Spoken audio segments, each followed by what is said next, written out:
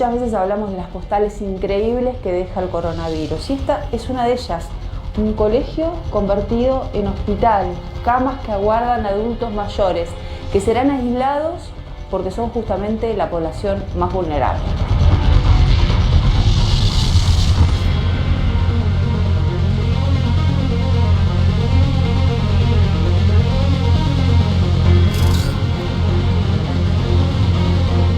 ¿Y los animales? ¿Viste Entonces, que han aparecido animales que no se veían? claro, hay un principio en física que es muy interesante, que dice que los gases ocupan todo el espacio que hay. Y esto pasa con los seres humanos y pasa con los animales y pasa con los vegetales. En la medida en que tienen espacio, van tomando el espacio.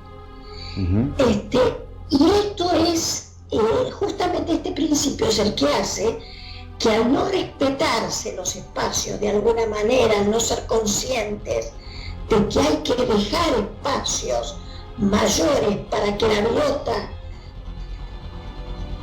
tenga una mejor interacción, vos empezás a encontrar que hay animales que empiezan a buscar más lugar.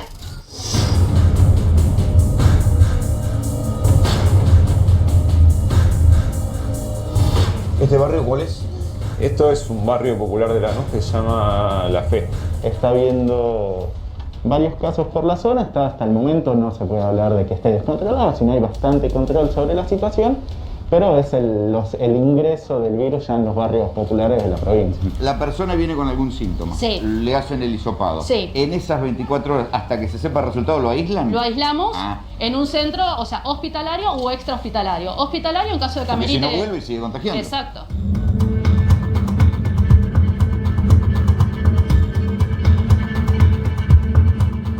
Mientras van preguntando, aprovechan para vacunar. Exacto. La idea es poder vacunar, captar gente que tal vez no tenga sus vacunas aplicadas y aprovechar la oportunidad, no perderla y vacunarlos en la casa.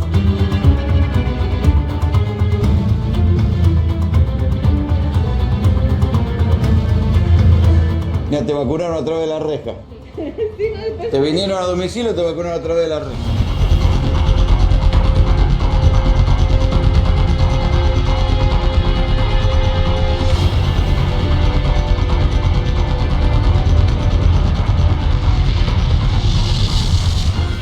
Hay una fiebre de la cual el gobierno no habla. No es la fiebre del coronavirus, por cierto. No es la fiebre del dengue, que todavía no se ha ido, pese a que empezó el frío y sigue habiendo miles de casos de dengue en la Argentina. No es la fiebre de la gripe, que no ha llegado, pero ya se están haciendo las campañas de vacunación para que no se confunda con el coronavirus. La fiebre de la cual yo les hablo es la fiebre del dólar. El dólar blue hoy se vende a 138 mangos en la Argentina, el dólar bolsa se vende a 120, el dólar oficial se vende a 70, o sea que la diferencia entre el dólar oficial y el dólar blue está casi en el doble. 70, 138, casi 140. El dólar turista que tiene el recargo se vende a 90. Quiero decir, algo está mal en la economía argentina cuando el dólar se dispara tanto. El gobierno dice, no, bueno, pero el dólar blue es un dólar ilegal, es un dólar de la economía en negro. Sí, pero algunos nos acordamos de lo que fue el 2013, 2014, 2015, cuando no había mejor negocio en la Argentina que comprar dólar blue. Era una mercadería ilegal, estaba prohibida, no se podía, qué sé yo, pero uno lo compraba un día a un precio y en 2 meses había duplicado su valor. Era un negocio excelente comprar dólar blue. ¿Qué es lo que está pasando ahora? La liquidación de divisas que tiene que hacer, por ejemplo, el campo, ha caído. ¿Sí? Ha caído respecto del año pasado. Entonces, ¿por qué ha caído? Porque los que tienen que liquidar dólares no lo quieren liquidar a este precio. Dicen, bueno, ya sabemos, ya conocemos cómo funciona la Argentina. Si la Argentina ahora está en un dólar que está en 138, el dólar ilegal, en algún momento ese dólar va a subir y no conviene liquidar y el gobierno necesita que se liquiden esas divisas. ¿Por qué? Porque necesita que vayan a las reservas. El dólar bolsa está provocando una fuga mensual de 90 millones, una fuga mensual de 90 millones de dólares. esto está provocando que se sienta en la caída de las reservas, y esto es algo de lo que el gobierno no habla. Hasta ahora lo que ha intentado el gobierno son, qué sé yo, medidas menores, aspirina para la fiebre, pero la fiebre sigue subiendo. La fiebre del dólar blue provoca que, por ejemplo, hoy sea un gran negocio comprar autos. ¿Sí? Claro, para el que tiene el canuto, pero si alguien conociendo cómo funciona la Argentina, compró dólares el año pasado, ¿a cuánto? A 47. Hoy ese canuto que lo tiene en algún lugar, va o lo saca del banco, si lo tiene en una cuenta o en una caja de seguridad, va y lo cambia en una cueva y después se da vuelta y puede comprar un auto bueno, muy bueno, a $10.000.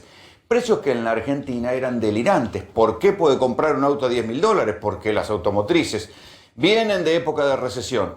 Vienen ahora, después del coronavirus, no le vendieron un auto ni a Mongo porque las concesionarias estaban cerradas. Entonces los autos que están fabricados, las concesionarias lo tienen que vender rápido porque fueron fabricados a lo mejor el año pasado. Entonces ya estamos a mitad de año, tienen que vender rápido esos autos. Entonces es un buen negocio comprar un auto. Claro, para los pocos privilegiados que tienen billete y lo pueden comprar. Es más, uno va a una concesionaria hoy y dice, mire, quiero comprar tal auto, y lo saca en un plan de cuotas y va pagando, tiene los dólares y los va cambiando cada vez que le toca pagar la cuota. Total, el dólar va a seguir subiendo, le va a seguir siendo rentable comprar un auto en dólares. Esto es lo que está provocando que algo se esté desfasando en la economía. En verdad, desde que comenzó el coronavirus, los diarios de todo el mundo vienen diciendo, cuidado, están devaluando todas las monedas latinoamericanas. Devaluó Brasil, devaluó México, todos vienen devaluando, salvo la Argentina, al menos en el dólar oficial. Esto se ve en el dólar blue. ¿Qué quiero decir con todo esto? Que hay algo que se está distorsionando en la economía argentina y ya sabemos lo que pasa. Cuando se distorsiona el precio del dólar, la economía, que sigue siendo una economía dolarizada, empiezan a temblar algunas cosas. El gobierno no le da mucha pelota a esto y la verdad que no se entiende qué es lo que está haciendo. Hoy hay una característica que se le ve al gobierno de Alberto Fernández, es que amaga para un lado y después va para el otro. ¿Sí? Amaga, no sé, para la izquierda, para la derecha y después sale para el otro lado. Pone el guiño para un lado y después termina yendo para el otro.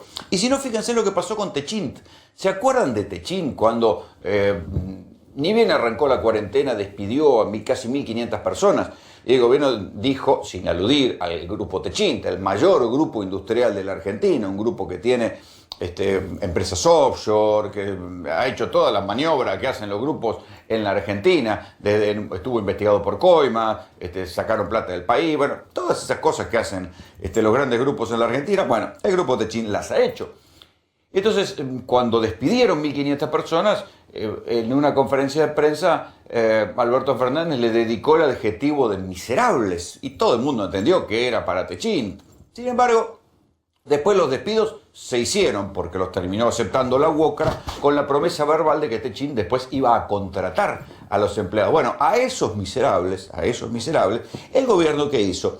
Les dio las facilidades que da el gobierno para las empresas para pagarle a su personal la mitad del sueldo. O sea, todo aquello que a las empresas pequeñas y medianas, o miles y miles de empresas pymes que están pidiendo por favor que les llegue la ayuda del gobierno, que les paguen los sueldos a los laburantes, a esos no se las dan por defectos formales, porque no tienen la cuenta bancaria, porque no facturaron, porque tienen un veraz, porque tienen esto, porque tienen lo otro. Para esos no hay subsidios. Para buena parte de las pymes que se presentaron no hay subsidios. Para una gran empresa como Techint sí hay subsidios y se terminó pagando la mitad del sueldo. Esto es lo que publicaron, un mail que recibieron los empleados de Techint diciendo que les iban a acreditar en sus cuentas una parte del sueldo y que iba a figurar como acreditado por la ANSES. Lo interesante no es que el grupo Techint tuviera problemas para pagar los sueldos, porque, dice el mismo mail, teniendo en cuenta que dicho pago se dispuso con posterioridad a haber percibido usted, le dice al trabajador, su remuneración completa de dicho mes, en la liquidación correspondiente al mes de mayo de 2020, se le practicará el descuento del monto aportado por el Estado. O sea, Techint tenía la plata para pagar los sueldos, ¿sí? Finalmente, la ANSES le puso la plata y ahora después se la van a descontar a los trabajadores. Estas son las cosas que no se entienden. Mientras, por un lado, los sectores vulnerables, aquellos que seguramente votaron a Alberto Fernández, las pymes asfixiadas por la recesión de Macri, cagadas de infelices por la AFIP que te embargaba las cuentas. Dicho sea de paso, ¿se acuerdan de Leandro Cuccioli, el titular de la AFIP, que a todos nosotros, a cualquiera que tuviera una pyme, más o menos ganar un sueldo, te perseguían, te embargaban la cuenta, te atrasaba 2 días con el IVA y te venían a correr, a amenazar con cosas espantosas? Bueno, ese señor fue denunciado hoy por un fiscal, el fiscal Federico Delgado, porque se hizo el boludo con una cantidad de cuentas que habían llegado de la OCDE. ¿Ustedes se acuerdan cómo era lo de la OCDE? La Argentina quería entrar a la OCDE. No sé si finalmente entró o no entró, pero la OCDE es un grupo de empresas, un grupo de países, mejor dicho, que tienen estándares de países desarrollados. Bueno, como parte de un convenio de transparencia fiscal con la OCDE le mandó un paquete de cuentas que eran 950 cuentas en el exterior con más de $1 millón que no se habían declarado, o sea, cuentas de plata negra. 950 cuentas, todas ellas con más de $1 millón.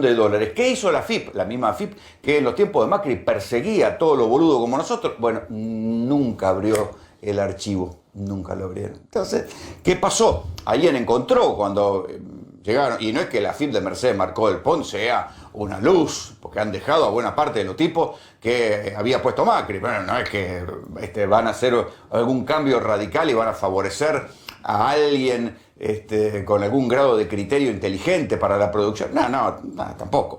Pero alguien dijo, che, ¿qué hacemos con estos archivos? ¿Qué dijeron? Dijeron, bueno, vamos a lavarnos las manos, a hacer un sumario administrativo. Ese sumario administrativo fue creciendo, trascendió a la prensa. Un fiscal, el fiscal Federico Delgado, de oficio, hizo una denuncia con estos archivos de las cuentas en el exterior. La jueza, es la jueza María Eugenia Capuchetti, la que recibió la denuncia, pero claro, el fiscal que hace la denuncia no es el mismo que puede instruir la denuncia. ¿Saben a quién le cayó? Al fiscal Carlos Stornelli, el mismo ese que se negó durante 8 veces a ir a declarar en la causa del espionaje de Marcelo D'Alessio en Dolores. Bueno, el mismo fiscal Stornelli, sospechado de haber quedado tan bien con el macrismo, es el que va a tener que investigar a la AFIP. O sea que, muchachos, olvídense de lo de la AFIP. Todos aquellos a los que pymes o la gente a los que la AFIP le apretó los huevos el gobierno pasado, se los va a seguir apretando no van a cobrar el subsidio del Estado, pero los grandes grupos como Techint, que no les falta plata, que si tienen que sacar plata la sacaron para afuera sin ningún tipo de problema, eso sí, han recibido la ayuda del Estado. El mismo gobierno que está preocupado porque se le fugan las divisas y no logra que los ruralistas rindan las divisas porque ven que el dólar está a 138. Mientras tanto, todos estamos preocupados por el coronavirus. Bienvenidos a GPS. Chicos, vamos pasando. En realidad, el horario de las 5 de la tarde es para las personas de tercera edad y discapacitados. Vamos ingresando de 10 personas para que sea tranquilo el ingreso. Bueno, ¿quién no tiene permiso? A ver, no, pónganse en orden porque no sé cómo iban. ¿Cómo estaban en orden? Tengo papel, ¿no? Bueno, igual ingresaban las personas. Tenía papel ahí que me dieron en la carrera. Pero usted, por primera vez. Primera vez para bañarme. Para bañarme, quiero bañarme. No se entra a bañarse y salir. El que ingresa se queda a dormir. Nosotros no permitimos ingresar para bañar. El que entra, duerme. No se duerme. Claro, te quedás a dormir. No, quédate a dormir, amigo, quédate, amigo. Quédate a dormir por hoy, por lo menos te bañás ya de todo. exclusivamente. No, no tiene nada que ver, amigo. No importa la escuela a mí.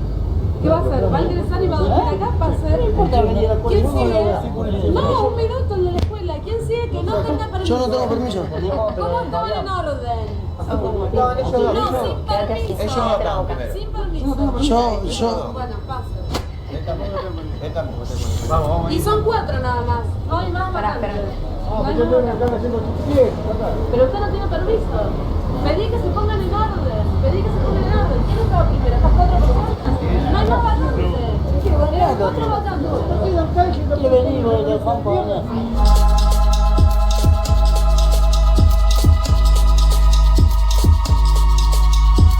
Mi familia me pegó en el orto. Bueno, esto es lo que los chicos usamos acá, este Bensil, es un jabón Sarnol, el fármaco. Esto usan los chicos para la sarna acá y esto se usa para los piojos. Hay gente que acá tiene sarna, ni hablar de tuberculosis también, de un montón de enfermedades. Yo trabajaba en el Hotel Plaza, hablo 3 idiomas, hablo ruso, hablo inglés, hablo algo de francés también. Estuve en el Sheraton, empecé a tener problemas con el alcohol, ¿sí? Con las drogas también. Me separé, yo vivía en Don Torcuato y bueno, a raíz del problema este que te digo de las adicciones, me separé. No le echo la culpa a mi mujer porque la verdad es que la hice sufrir muchísimo, muchísimo. La convivencia de 350 personas no es fácil, más con gente que está en la calle, ya tiene sus mañas, que salió de estar detenido, entonces están con esos berretines de cárcel o de pabellón. Y me quedé sin trabajo y no pude pagar más el alquiler donde vivía y bueno, tengo que recurrir acá. Muchos me critican y me juzgan por mi pasado, ¿me entendés? Yo tomaba, me drogaba, ¿me entendés? Estuve preso. Una vuelta hace como una semana y tuvimos que hacer levantar a una persona de tantos piojos que tenía en la cama, todo, ¿me entendés? Tenemos que ir a hablar con el encargado de acá y decirle, vos, hacelo bañar porque no lo aguantamos. Tengo que sacar la sábana, colchón. Claro. Eso que ustedes veían es el Parador Retiro. En el Parador Retiro, que queda al costadito de la Villa 31, hubo 90 contagios. Como todo en todos los lugares donde hay hacinamiento, donde la gente tiene que estar demasiado cerca, esto es lo que pasa en los geriátricos, termina habiendo contagios, son lugares peligrosos. También ahora lo que se ve, y hoy fue un día nuevamente récord de contagios, 345 contagios en todo el país, la mayoría otra vez en la ciudad de Buenos Aires y en el conurbano, lo que se está viendo es que los contagios pasaron a los sectores populares, pasaron sobre todo a las villas de emergencia. La gran preocupación está puesta justamente en lo que pasa en el barrio 31 y lo que pasa en la villa 1, 11, 14. Esto en alguna medida se veía venir. La propia Organización Mundial de la Salud decía, cuando arrancó el coronavirus, decía, sí, estamos preocupados por lo que está pasando en los países desarrollados, pero mucho más nos preocupa lo que puede pasar en los países subdesarrollados con sistemas sanitarios débiles. Y eso es lo que estamos viendo. En Brasil, en Chile, en Argentina, estamos viendo que en los lugares donde hay hacinamiento, y un tipo de hacinamiento que tal vez no se conozca en el primer mundo, porque en el primer mundo casi no hay villa de emergencia, son pocos los países que tienen condiciones tan precarias y para tanta gente. Las villas de emergencia, tal como nosotros las conocemos, son un fenómeno latinoamericano, existen en África, existen barrios muy hacinados en algunas zonas de la India, pero no existe nada parecido en Europa. Por eso es un experimento terrorífico lo que puede pasar cuando entra el coronavirus en un lugar como una villa de emergencia latinoamericana, y ahora lo estamos viendo. En Brasil está pasando lo mismo en las favelas, en Chile está pasando lo mismo en los barrios altos, en lo que se llaman las callampas en Chile, y acá está pasando en las villas. El señor Raúl Aragón me trae números frescos. ¿Cómo le va? Muchas gracias, mira, buenas noches. Bueno, está mirando del iPad, recién encuesta calentita me trae, muy bien. Ni siquiera faltan variables, tengo 4 o 5 nada más. A ver, el temor al contagio, que están diciendo todo el mundo está paranoico. Bueno, nosotros preguntamos eso, ¿cuánto cree de probable que usted se contagie, un familiar suyo se contagie? Altamente probable, bastante probable, 45,3. O sea que el 45% de la gente teme realmente contagiarse. O sea que no hay omnipotencia respecto. Sí, pero después tenés algo probable y poco probable, 48,2, o sea, es mayor. Y nada probable, esto sí es llamativo, pero está el dato, 17,6% cree que nada probable. ¿Vos dónde te encuadrás? ¿Se previene acá también? ¿Vos dónde te encuadrás acá? Yo, poco probable. Poco probable, claro. Pero de irresponsable nomás. Sí, bueno, y después nivel de eficacia atribuido a la cuarentena, ¿no? Es decir, ¿cuánto de eficacia es la cuarentena para prevenir el contagio? 74,5% te dice que la cuarentena es el método eficaz para prevenir. Bueno, y fíjate que más o menos coincide con el apoyo o con la simpatía de la gestión de Alberto Fernández. Claro, sí. O sea, los anti-cuarentena terminan siendo el 25%. Bueno, y después, sí, está bien, lo de Alberto Fernández, ya te lo digo. Bueno, la decisión de extender la cuarentena tiene 84,9% de aceptación. Esta última, no la anterior, la de hace. Mirá. Sí. Sí, y después, bueno...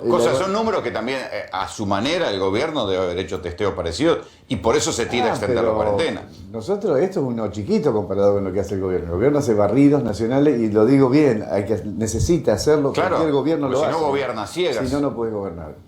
Después le preguntamos, bueno, ¿cómo cree usted que está gestionando la pandemia, la crisis de la pandemia, el presidente Alberto Fernández? Excelente y buena, 78 redondos, 78 puntos. Mala, muy mala, 7,7. O sea, tiene un nivel de aceptación muy, muy alto. Había caído un poquito cuando se produjo la semana pasada. ¿Te acordás que estuvimos acá y hablamos? Sí, los juicios, o sea, que soltaban, los jueces soltaban a los presos. Eso le había costado 5 o 6 puntos, los ha recuperado. Y después, la misma pregunta respecto a Axel Kicillof. Ahí cae, 67,6%, igual es alto. Y nuestro amigo el pelado de la ciudad, de Rodríguez Larreta, excelente y buena, 74,9. O sea que más o menos todos tienen más o menos el mismo todo. nivel de aceptación. Arriba, Alberto, muy cerca. Sin embargo, ahora se ha planteado la cuestión como que Rodríguez Larreta está proponiendo aflojar un poco más rápido la cuarentena comparado con la provincia de Buenos Aires. De hecho, hay algunos intendentes que están criticando a Larreta diciendo... No nos conviene que Larreta afloje la cuarentena ya mientras nosotros la seguimos manteniendo estricta. Hay dos, por lo que se ve, hay dos componentes en eso. Uno es que efectivamente si vos aflojás la cuarentena en la ciudad de Buenos Aires y resulta que entran 150, 200.000 trabajadores más de la ciudad de la provincia de Buenos Aires, del conurbano, vienen a la ciudad, se contagian y llevan de vuelta el contagio, el virus al conurbano, eso es preocupante para la gestión de la provincia de Buenos Aires. Eso es lo que está diciendo de alguna forma Axel y algunos otros. Pero también hay que tener en cuenta la política. Y la política, ¿qué te dice? Que ni a Cristina ni a Mauricio Macri, por una vez coinciden en algo, les cae demasiado bien este acercamiento de Rodríguez Larreta con Mauricio Macri y con los gobernadores, con Alberto Fernández y los gobernadores. Vamos a volver a hablar un poco de coronavirus. Gabriela Piovano es médica infectóloga del Hospital Muñiz. Buenas noches, ¿cómo te va? ¿Qué tal? Buenas noches. ¿Cómo estás viendo lo que está pasando en la ciudad, donde se alterna esto? Es decir, por un lado están aumentando los casos y por otro lado se está relajando la circulación.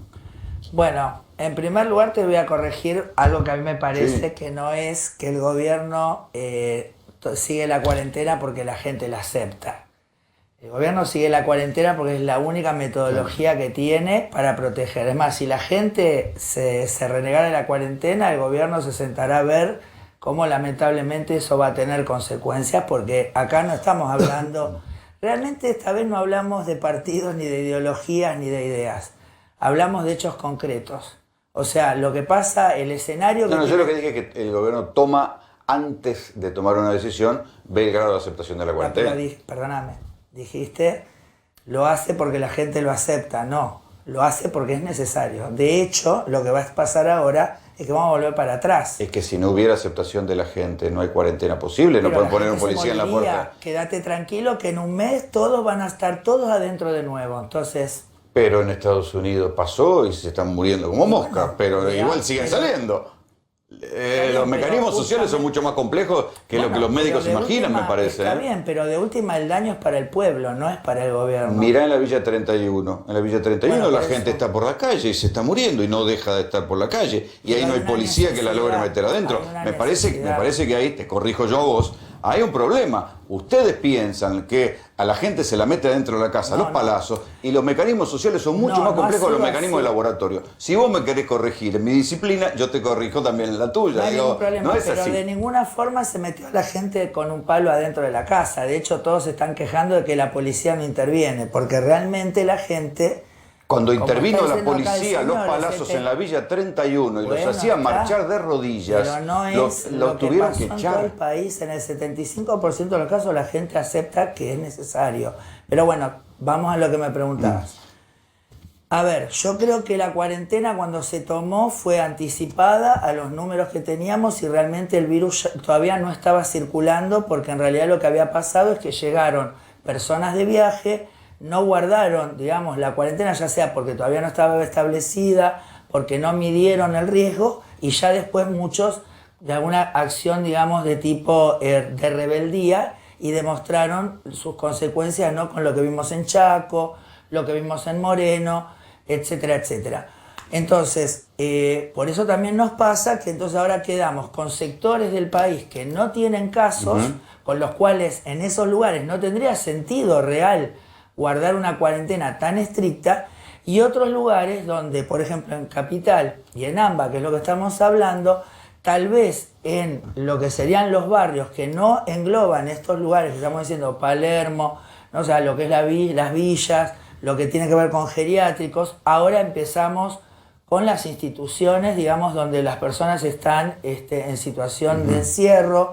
Pero es sostenible eso, esa idea de que en las villas está el virus y en los barrios de clase media no. Es sostenible, hay circulación. No, está bien. Lo que pasa es que yo creo que tal vez, o sea, si hoy vemos un aumento, no es porque se liberó la ciudad. El aumento, si existiera por la ciudad, por la circulación, digamos, de los otros barrios, lo vas a ver de acá a 7 días, 10 días, 15 días. Lo que vos estás viendo en las villas, en realidad se viene incubando desde el día 1. Está bien, entonces, pero la gente sigue entrando y saliendo. Sí, a la villa va a sí. trabajar. Exacto. Bueno, hay muchos montones de servicios esenciales. Bueno, ahí hubo un error para mí, que fue discriminar el abordaje a los barrios populares cuando se habló de aislamiento comunitario.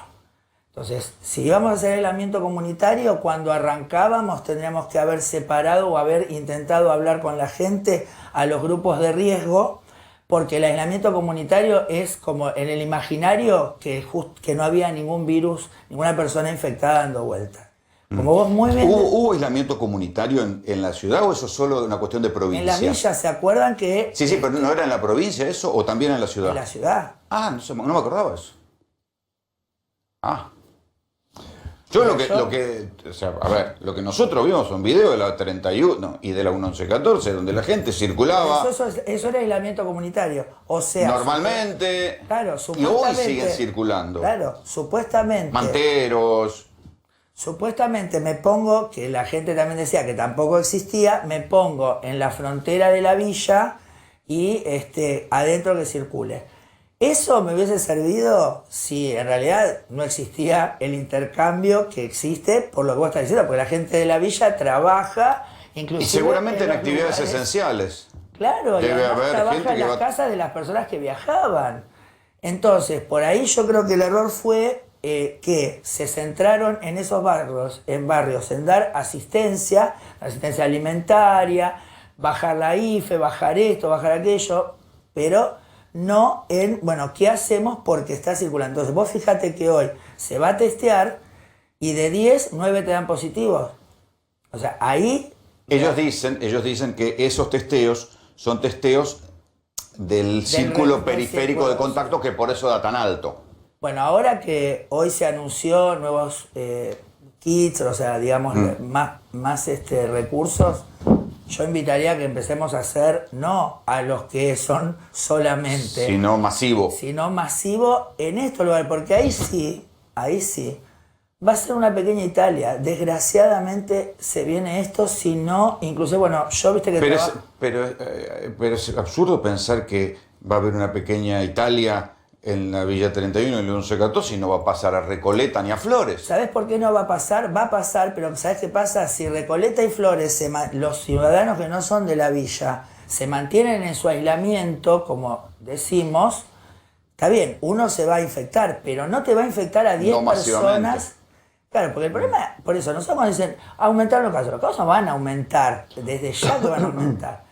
Pero no aumentan, como hoy ya tenemos 10.000 por día en los demás países, más 5.000 muertos. Ahora, Chile. Exacto. Chile, sí. Sí, cortita, tres cositas, muy cortitas. Una, para completar lo que dice la doctora, el problema es que no se estabilizó la metodología. Yo no entiendo de medicina, pero entiendo de estadística. Entonces, no está estabilizada la metodología de medición global.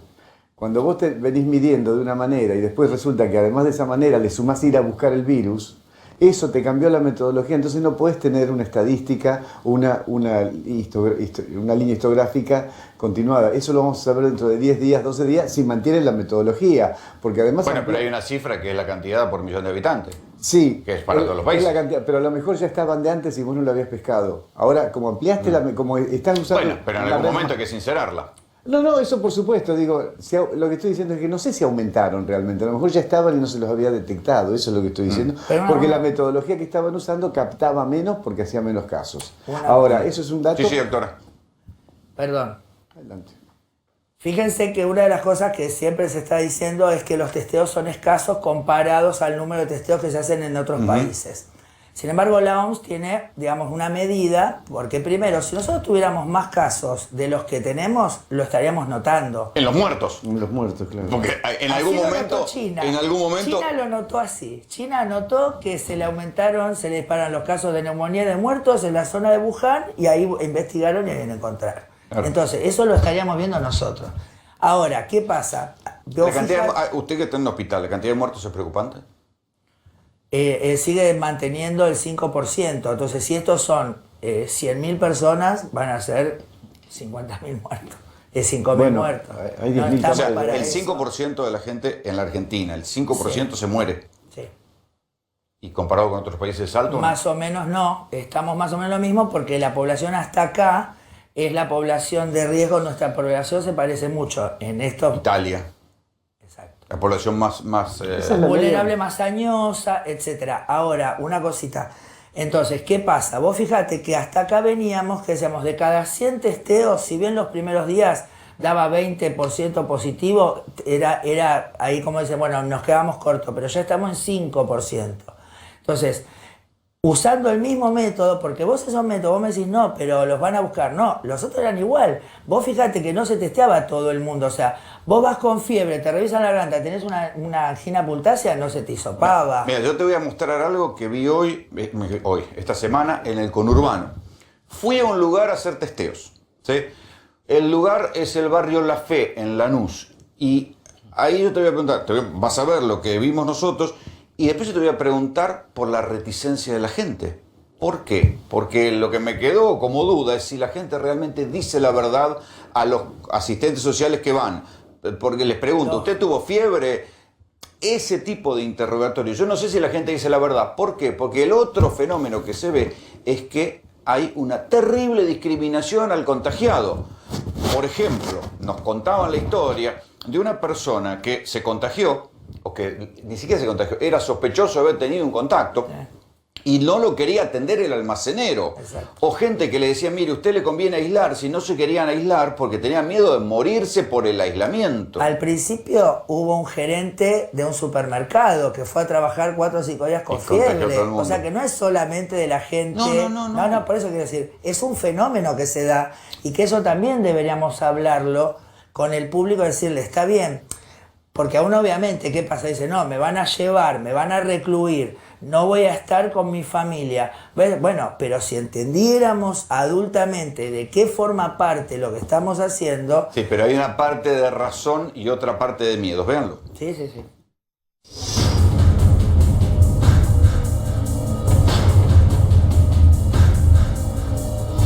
¿Este barrio cuál es? Esto es un barrio popular de Lanús que se llama La Fe, más o menos entre La Fe y el anexo La Fe, que son 2 asentamientos que se hicieron en distintos momentos de la historia. Viven unas 20.000 personas. Es bastante son zonas muy populosas. ¿Y qué pasó acá? ¿Se detectaron casos de coronavirus? Acá se detectaron en principio 3 y después un casito más de coronavirus. Se los pudo detectar muy rápido, con lo cual a partir de la detección se pudo hacer el aislamiento de estas personas.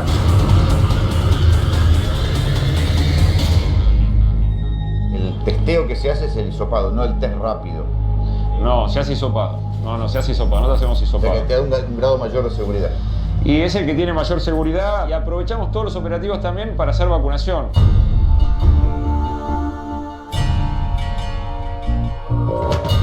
¿Esos camiones qué hacen? Sanitización, eso que te decía antes. Ah, mira. Ahí tira una suerte de lavandina diluida y se tira a todos lados. Esta gente que ustedes ven ahí son les llaman promotores de salud. Es la gente que ahora va a entrar, va a ser parte del operativo. Empiezan hablando con la gente a ver cómo se sienten. Aquí en este barrio hubo 3 contagios, entonces por eso empiezan hablando, ven cómo están. Si ven que alguien tiene síntomas de coronavirus, le hacen un hisopado. y si no, de paso organizan todo esto y recién nos contaban, hacen también campañas de vacunación. Estos van casa por casa, ¿y qué hacen? Casa por casa. Lo que hacemos es... ¿Golpean y qué hacen? Hola, buen día. Estamos acá trabajando en el municipio, estamos trabajando en el barrio. Queremos saber si hay alguien en la casa que pueda estar con síntomas, con fiebre. Se enuncian los síntomas, digamos, lo que se enunciaría el caso sospechoso. ¿Vacunó contra la gripe ya? Ah, bueno, ¿y los chicos? Y los chicos no sé. ¿Tienen la vacuna de sarampión? Igual yo les muestro la tarjeta, porque la mamá no está ahora, ok. porque tengo una nuera que está internada porque tiene cáncer y está cuidando la mamá a mi hija, la mamá de los chicos, y me dejó ahí por si venían para que miren. Perfecto, quédese tranquila, hoy ya está contemplada esta cuadra, así que seguro hasta las 2 de la tarde van a estar pasando. Buenísimo. Tengan las libretitas a mano y si les falta una vacuna a los chicos se las vamos a dar. Muchas Ustedes ya no, porque la tiene ya dada. Sí, sí, sí. ¿En tu familia se quedaron sin laburar? ¿Les cambió? ¿Cómo les cambió? Sí, bastante.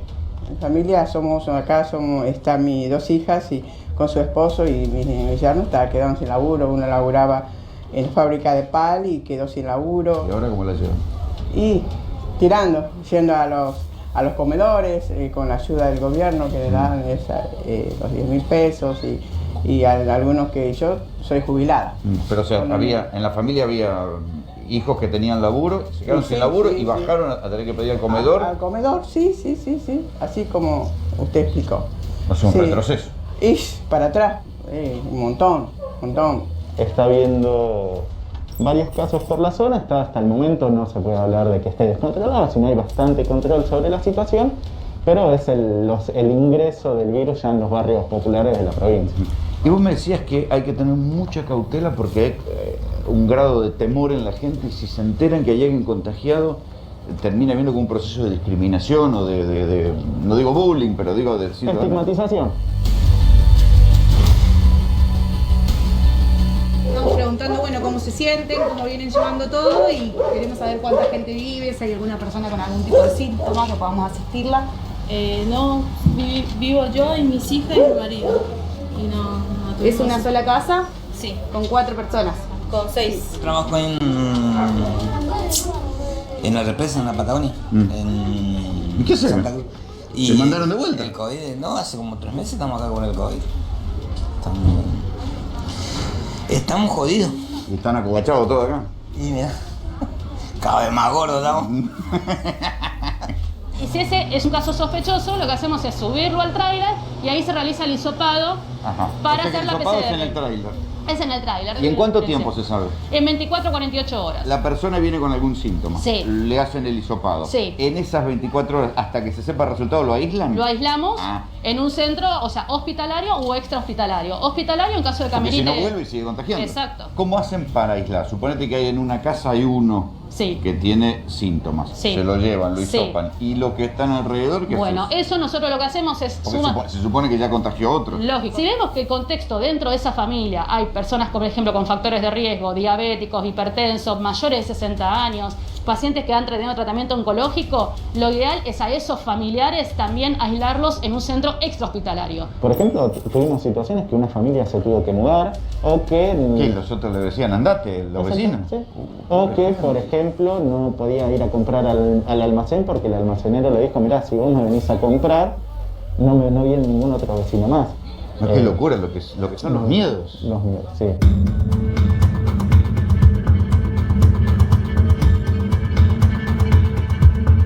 Acá los equipos de epidemio lo que hacen es completar la planilla de notificación, rechequean que sea un caso sospechoso y el paciente sube acá al tráiler para poder ser hisopado.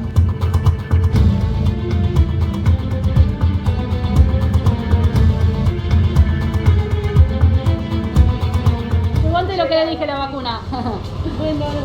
Bueno, ¿Querés pasaje? ¿qué tiene? No, está bien, acá en la puerta. ¿Qué tiene? 2.65. Mientras van preguntando, aprovechan para vacunar. Exacto, la idea es poder vacunar, captar gente que tal vez no tenga sus vacunas aplicadas y aprovechar la oportunidad, no perderla y vacunarlos en la casa.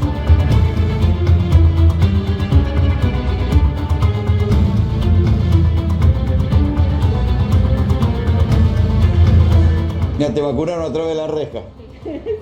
Te vinieron a domicilio, te vacunaron a través de la reja. Yo le dije si quería, le abría la puerta como va tanta cantidad de gente en la sala, todo, por miedo de que nos contagiemos. Claro. Tanto que nos estamos cuidando. O sea, se quedaron para cuidar. No a ningún lado. ¿No están saliendo? No.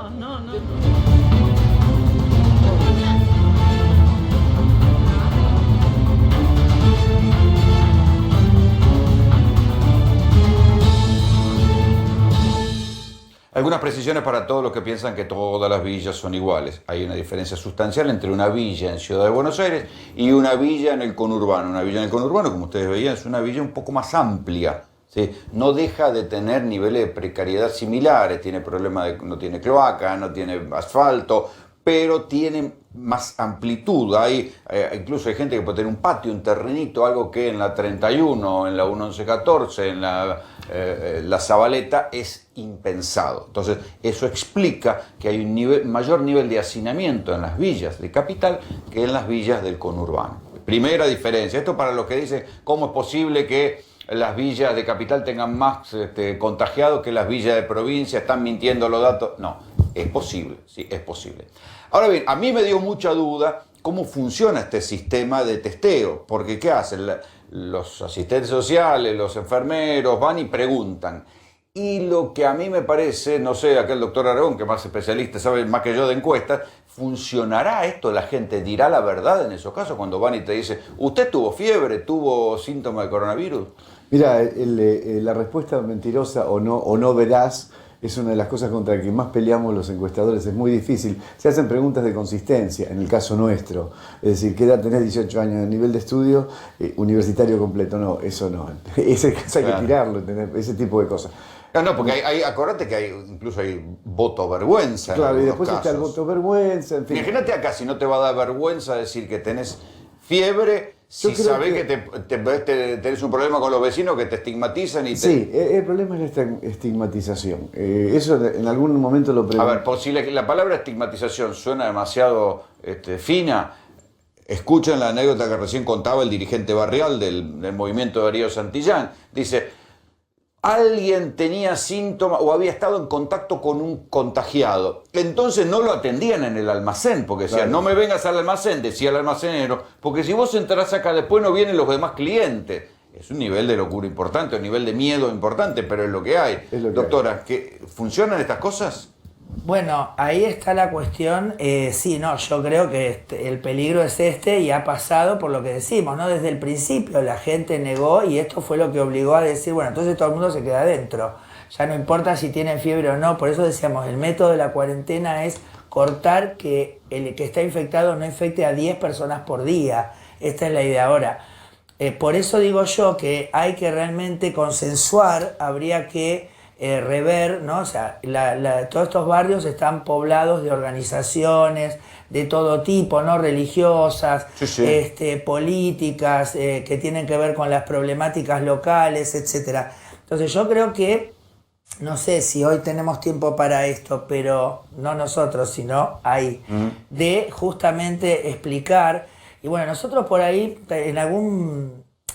nosotros queríamos proponer en realidad que si no se podía revertir y entonces en vez de meter, como hicimos con el resto de los casos del país, donde como enseguida se cerró la frontera y los nuevos casos posibles, bueno, el hecho de la cuarentena más estricta, etcétera, nos permitió que la curva fuera una meseta aplanada y que todo viniera más o menos a un ritmo. Hasta ahora. Hasta ahora. Hablando de curvas, mientras el señor Serolini le hace una pregunta, doctora. Acá tenemos las curvas de doctor Salemi. Ahí está. Bueno, ¿cómo les va? Estas son las curvas con el correr del día que fuimos viendo, con el correr de los meses, ¿sí? Y algo que me quedó, que estaba viendo muy interesante, que estaba viendo con una encuestadora, no la de Raúl, la otra encuestadora, es cómo es muy característico que la curva va subiendo y el nivel de preocupación de la gente, yo no sé si ustedes pudieron detectar lo mismo, fue bajando. El nivel de preocupación de la gente de contagiarse de coronavirus. Sube el contagio, baja la preocupación. Pero no es porque sube el contagio, es porque hay un cansancio de la gente. Claro. Es decir, ¿cuánto tiempo puedo tener miedo? un día, una semana. Sí, más te duele el bolsillo. Y llega un momento que vos decís, te empezás a olvidar porque ya estás harto de vivir con miedo y además porque empezás a tener otras preocupaciones, como decís vos, el bolsillo o el hartazgo. Que vos fíjate, Raúl, que el momento donde máxima tensión había fue entre el 18 y el 23 de marzo, que fue donde tuvimos la gran explosión en Europa de los casos, no en Argentina. ¿Sí? Las imágenes de Por cadáveres. eso, pero el hecho de que Argentina no haya explotado real es lo que le da a la gente ese changüí de decir, en realidad, hasta algunos dicen que es mentira el virus. Sí, hay gente para todo, ¿no? Sí, ya sabemos. Igualmente, esta curva tuvo dos variables muy interesantes, que es capital y provincia. Vos fíjate cómo en un momento provincia de Buenos Aires... Los casos azules son los de provincia de Buenos Aires, los casos amarillos son los de Capital Federal. ¿Sí? Este cambio en la tendencia tiene que ver justamente con el desempeño del virus en los barrios populares. ¿Sí? Acá se ve, miren. Fíjense cómo va y cambia la tendencia. Al final es cuando se desarrolla el virus en los barrios populares. Hoy en esto día, de la última semana. Este cruce de las curvas es de esta semana. Hoy en día, vos fíjate que hoy en día tenemos casi 3 veces, ¿sí?, los casos positivos en Capital Federal que en provincia de Buenos Aires. Por eso es que se está discutiendo si en algún momento el gobierno de la Ciudad de Buenos Aires va a revisar la cuarentena. ¿Usted cree, doctora, que habría que volver para atrás? Bueno, ¿Que se aflojó demasiado? Bueno, a ver, por eso yo digo que por ahí, vuelvo a insistir, si nosotros disgregáramos o discrimináramos entre los datos de las personas que vienen testeadas de los asentamientos a los barrios, no con estas características, por ahí todavía se sigue Buenos Aires con esa meseta, pero el pico lo va a aportar esto. Fíjense, hacíamos alarde de que en los primeros días la duplicación de casos era cada 3 días. Ahora estábamos cada 25 días, o sea, fueron 17, 25, 31 afuera, ahora volvimos a 2 o 3 días, se duplicaron los casos. Por eso en la Ciudad de Buenos Aires, en el momento de la conferencia de Alberto Fernández, la última, cuando prorrogó la cuarentena, Capital y Conurbano estaban en una duplicación cada 18 días. Y ahora se achicó muchísimo. Muchísimo, porque estamos midiendo este lugar. Claro. Entonces, poco por igualmente hay un tema muy importante.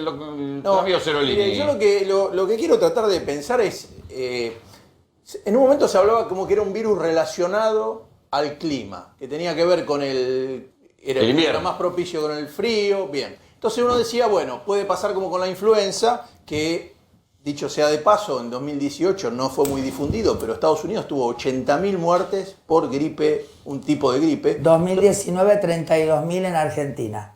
¿32.000? Sí. ¿Muertes? Sí, claro. H1N1, influenza B y neumonías. Y digo, habiendo 31.000 muertes no se paró la actividad.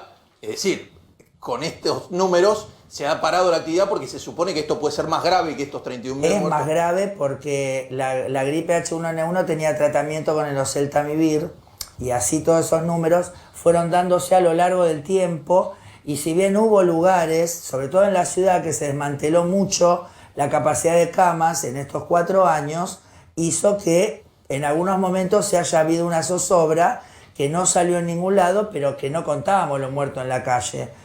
O sea, esto está pasando, esto es mucho más grave que esto. Mi pregunta tiene que ver con el clima. Por ejemplo, uno dice, bueno, tiene una estacionalidad, el virus no sé qué le pasa en una época, pero que actúa mucho menos. Este virus ahora, por lo que se ve, no es así. Es un virus que no le importa tanto el clima y para nada, para nada. Vos fijate que, claro, o sea, a ver, vos te Ecuador. ¿A qué se parece? ¿A qué virus? ¿A qué otra cosa que conocemos se parece? No, lo que pasa es que hay una cuestión. Primero, que lo que sí te digo es que tiene una gran transmisibilidad. O sea, esta cuestión de que por día 10 personas se van a infectar, si digamos circulamos normalmente, eso no lo tenés con otros virus. Lo que nos pasa también, que hablamos siempre, es que es la primera vez que el humano se cruza con este virus. Entonces ahí vos, como somos millones, la respuesta de cada uno es individual y todavía no la podemos clasificar, ¿entendés? O sea, vos me preguntás, ¿qué hace la gripe? Y yo te digo, 99% de las veces pasa esto, 1% pasa esto, 3%, ¿se entiende? Con esto cuando se enojaban porque decían, ¿cómo? Dijeron que los chicos no. No, nadie dijo que los chicos no. Los chicos sí, Menos, pero los chicos menos. mucho menos. No se mueren, pero claro. cuando un niño se muere, la gente dice, ustedes dijeron no. No. O sea, en la inmensidad... En la estadística. Claro, Igual, siempre vas... una cosa importante, hay dos ejemplos muy puntuales que son de coronavirus, que es el SARS y el MERS, no hay que olvidarse de eso. Lo que pasa es que fueron controlados a tiempo. Bien. Es distinto. Otra cosa. Es el Otra tema fue la pregunta, control del tiempo de la pandemia. Si hay algún truco, que es el tema de Taiwán, que es uno de los primeros que además estaba muy preocupado por la aparición de este virus, que es limítrofe con China, mar de por medio, ¿no? Tiene solo 7, 8 muertos y no paró la actividad.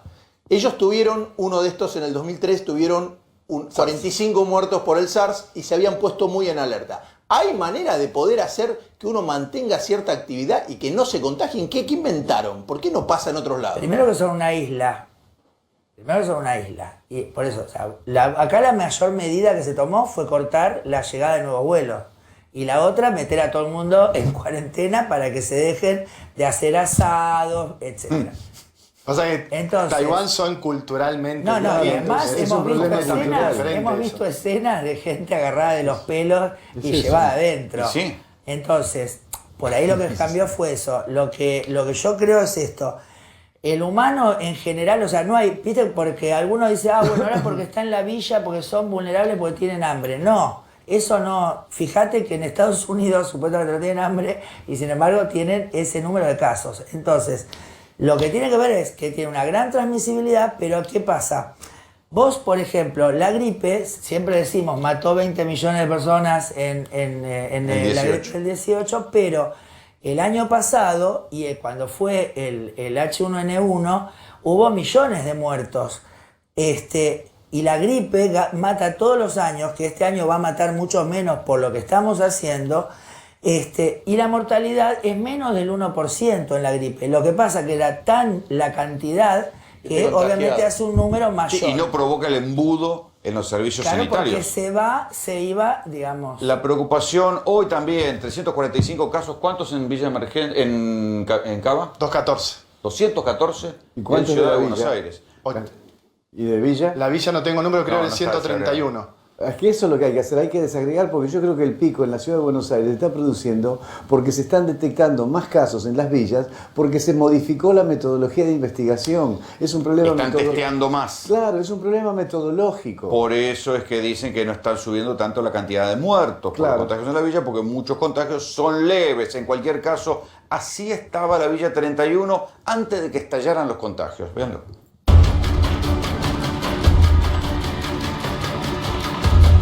En el barrio 31 a la gente le resulta imposible respetar el aislamiento social porque muchos de ellos viven hacinados, viven en condiciones donde la cuarentena no es quédate en tu casa.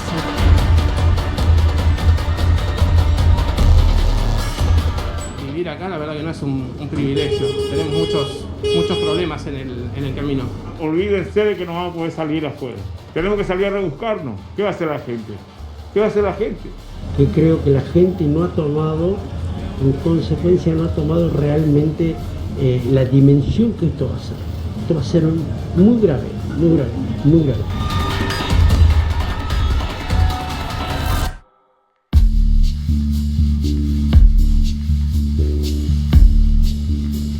Estamos viviendo una situación bastante preocupante en el barrio, ¿no? La situación de hacinamiento del barrio no acompaña, digamos, a tratar de resolver este tema. ¿Qué te da más miedo, el virus o no tener para comer? El virus. Estamos recorriendo el barrio 31, donde la gente sigue trabajando a pesar de la cuarentena. Es muy fácil quedarse en su casa cuando uno tiene comodidades. ¿Cómo hace para trabajar acá con la cuarentena y el riesgo del virus? Hay que trabajar. ¿Y la gente viene a comprar la comida igual? Igual viene, ¿qué van a hacer? Algunos no tienen gas, yo vendo todo cocido. Yo tengo que andar vendiendo con mi señora ahí, ¿te parece? A mí me sacaron el trabajo y de ahí yo tuve que ir a la calle, yo tuve que pelear con los giles de la calle, ¿entiendes? Y yo me hice, ¿entiendes? Y mis dos hijos están cuidándolo, mi mamá en Temperley y mi suegra en Lanús. Pero estamos en la calle. Nosotros hemos tenido que salir a 11 porque acá no hay nada. ¿Entendés? Vamos hasta 11 cartoneando, nos quedamos a dormir, venimos por el comedor, nada. solamente vendemos esto y tratamos de no atender adentro. ¿Vendés barbijos y guantes? Sí. ¿Me los mostrás? Tenés esto a 3% y si no tenés los otros a 75. Difícil mantener la cuarentena en este tipo de zona, en este tipo de asentamientos. La verdad que es muy difícil. Estamos caminando por la mitad del barrio 31, está llenísimo de gente caminando, atendiendo, trabajando. ¿Esto para vos es un riesgo a la hora del contagio? Y la verdad que es un riesgo. La cuarentena es bastante delicada porque, a ver, hay situaciones que son desesperantes, que hay familias que no tienen para comer y tienen que salir el día a día, ¿no? Y hay otras que no. Pero bueno, o sea, acá dentro de lo que significa la parte interna de la 31, lo que tratamos de hacer, lo más en especial es cuidarlo y protegerlo. No, hay muchos que no lo hacen, muchos que no lo hacen. Los ancianos, que son la población más vulnerable a la hora de encarar el virus y la protección, ¿cómo lo llevan? Se los llevó a 2 iglesias que hay en el barrio para resguardar su salud.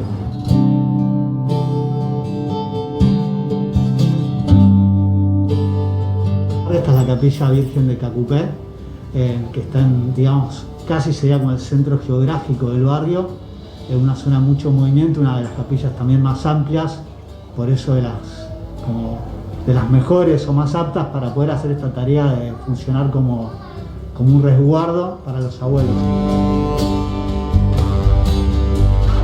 Hay mucho movimiento, tal vez, no sé, de los hijos, de los nietos, pueden llevar el virus al abuelo, entonces la idea es que el abuelo que quiera por su cuenta decir, no sé, la verdad que prefiere estar en estos hogares, en las capillas del barrio, los vamos a recibir acá. ¿Qué son estas cosas que vemos que hay sobre cada cama?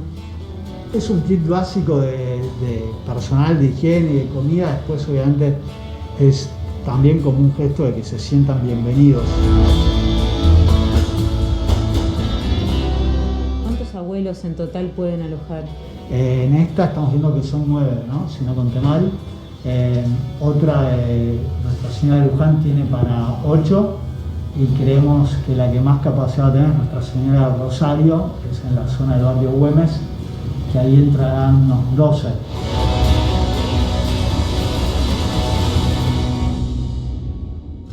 Esto nosotros lo mostramos antes de que estallaran los casos, ¿sí? Y cuando lo grabamos dijimos, acá hay algo que está mal, porque la vida dentro del barrio 31 seguía más o menos normalmente. Incluso la propia gente decía, che, acá hay algo que está mal. Y lo mismo se había visto en la Villa de 1114, había algo que está mal, después terminaron estallando los casos y así se veía venir. ¿Esto era previsible con semejante circulación de la gente tan cerca en un barrio así, doctora?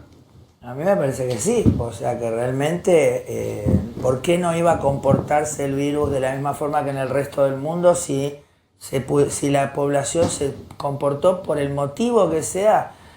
Tal vez habría que haber pensado una estrategia distinta con mucho más llegada, con mucho más acompañamiento. O sea, esto que vos mostrabas... Mayor explicación. Claro, claro, y además porque la gente tiene que salir ahí, sí está obligada a trabajar, entonces por ahí que la ayuda económica, la asistencia sanitaria, hubo villas que estuvieron sin agua. Estos centros de aislamiento que se están haciendo. ¿Sí? A mí me dio, cuando vi lo del parador, ese parador, el parador Retiro, que está al lado de la Villa 31, donde hubo 90 contagios, una de las pocas cámaras que lograron entrar ahí fuimos nosotros hace unos años. Ahora no se deja entrar. En aquel momento la gente se quejaba de los piojos, la sarna, digamos, y las camas están juntitas bastante.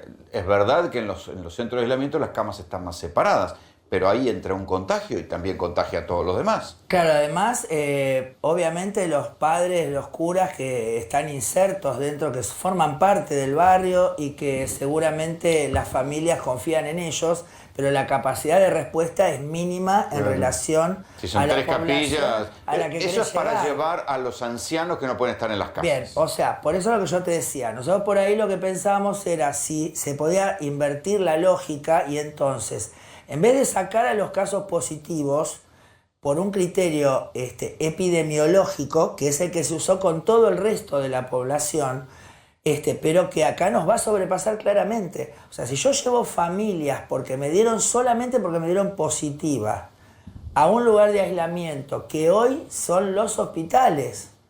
No es que están los hoteles también preparados. Claro, pero hubo problemas con los hoteles, entonces no están todos ahí. De hecho, llegan los colectivos con personas de las villas y se las aloja en un pabellón.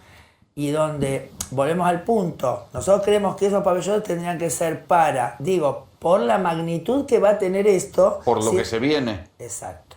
Entonces, nosotros que en realidad proponíamos una serie de médicos y de compañeros, digamos, que charlamos mucho de estas cuestiones, que se tomara una actitud distinta.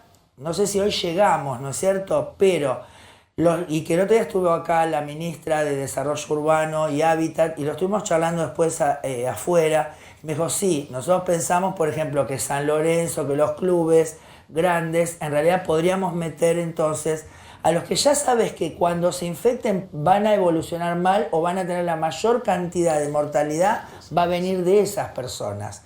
Entonces, si yo logro aislar a la población de tercera edad. Exacto, tercera edad, en grandes superficies. Diabético. Disculpame una cosita que te corto un segundito. Sí. A mí me parece que ese pensamiento deberíamos tener un poco de cuidado porque vos sabés que una persona, un adulto mayor, cuando se contagia, como decimos nosotros, se nos frega muy rápido, o sea, se nos va al tacho muy rápido, que empieza a desaturar, empieza a tener complicaciones mucho más rápidas. Me parece que justamente los lugares... sacarlo antes que se contagie. Hay que sacarlo antes que se contagie y después, un segundito. Sí. Y después, si vos sabés que está contagiado justamente ese adulto mayor, tenés que tener un lugar donde vos tengas rápida respuesta. Y lamentablemente en clubes no tenés rápida respuesta. Vos necesitas oxigenoterapia, necesitas un montón de... pero por médicos.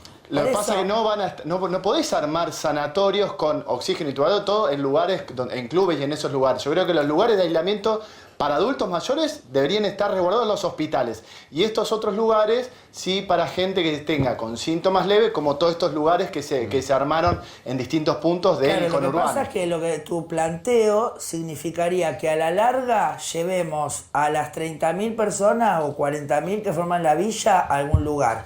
Entonces, primero para eso que lo reurbanicen, no hay tiempo. Entonces, ¿a qué te voy? Es preferible por ahí que eso mismo lo hagan ahora dentro de la villa y sacar a los de grupo de riesgo positivos y negativos. ¿De qué forma? Negativo, obviamente, cuidando mucho con estos test. Fíjate qué interesante. Con los test nuevos, en 2 horas sabes en qué condiciones está cada uno. Entonces, bueno, obviamente guardando la distancia, etcétera, etcétera, porque justamente si tenemos a todos negativos y entra un positivo, es como que los metimos en una cámara de gas. Entonces, Cuando dicen, por ejemplo, en la ciudad de Wuhan, en China, que dijeron, bueno, durante tantos días, durante 20 días no hubo ningún contagio. Y después, a los 5 días de que volvió la ciudad a actuar, o 10 días, aparecieron 3 o 4 personas nuevamente contagiadas.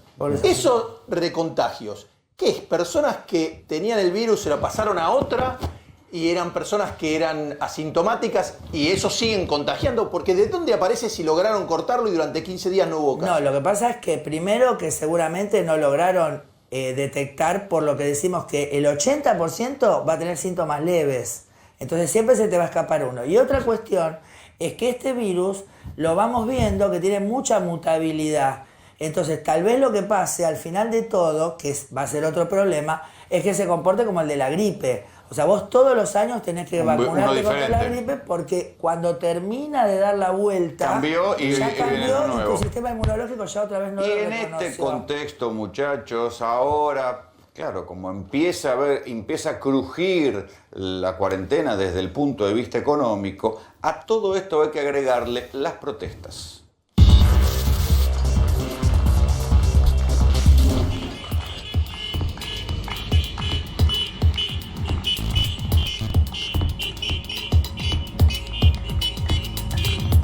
Estamos acá haciendo movilización con otros trabajadores porque no nos pagaron nuestro sueldo este mes. El mes pasado nos pagaron medio sueldo. También, ¿qué es lo que están exigiendo? Que reincorporen a un compañero que lo echaron sin motivo y que nos paguen el sueldo.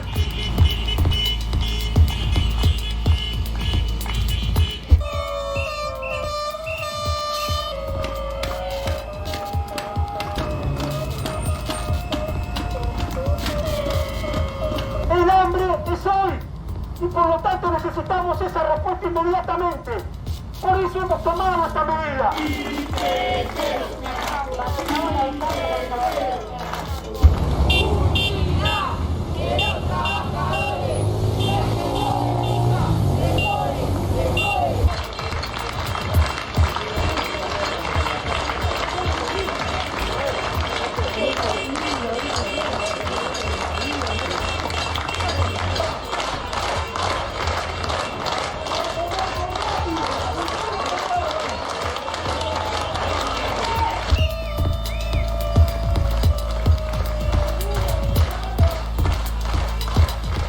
Nuestro reclamo, que es histórico, que es que se nos reconozcan los derechos laborales, nos parece urgente y necesario para poder cuidar a la población.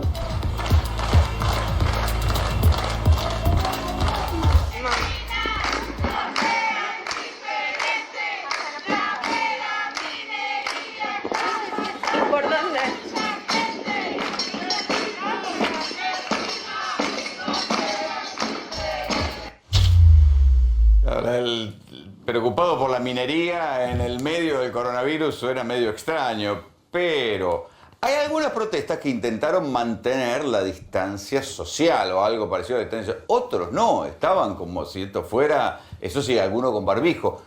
Doctora, ¿cómo lo ve? ¿Suena tan disparatado como parece? ¿O? Sí, yo para mí sí, porque realmente, volvemos al punto, o sea, a ver, vos fijate que Bolsonaro, Johnson, el mismo Donald Trump, ¿no es cierto?, diciendo que esto era un virusito, que era una gripecita, etcétera. Bueno, Bolsonaro en cualquier momento lo echan a patadas, pero acaba de echar otra vez al ministro de Salud. Se le tiran los ministros de Salud porque es insostenible.